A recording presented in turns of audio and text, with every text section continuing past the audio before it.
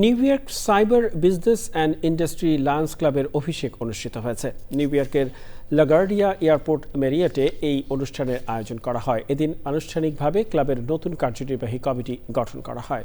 New York থেকে প্রতিনিধি রাশেদ আহমেদের পাঠানো তথ্য ও ভিডিও চিত্রে বিস্তারিত জানাচ্ছেন আমিনা রহমান সুপ্তি।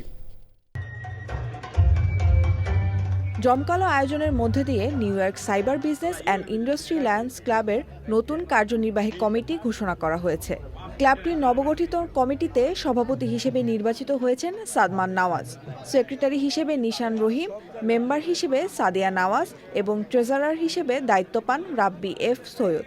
অনুষ্ঠানে বিশেষ অতিথি হিসেবে উপস্থিত ছিলেন New York State senator John Liu, New York State assemblyman Jennifer Rajkumar, বিশিষ্ট ব্যবসায়ী ও নিউ ইয়র্কে গোল্ডেন এজ হোম কেয়ারের প্রেসিডেন্ট লায়ন শাহনেওয়াজ, বাংলাদেশ সোসাইটির সভাপতি আতাউর রহমান সেলিম সহ আরও অনেকে।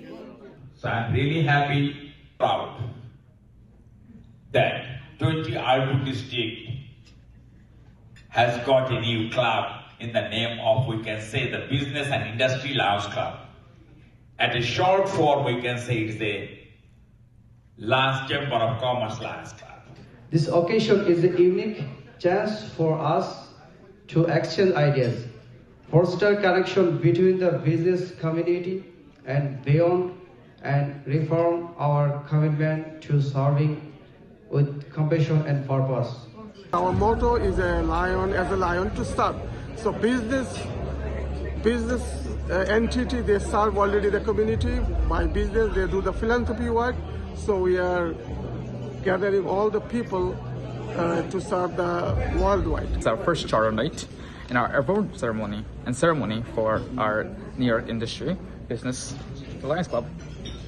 I am the club president, and we're going to be holding a ceremony very soon.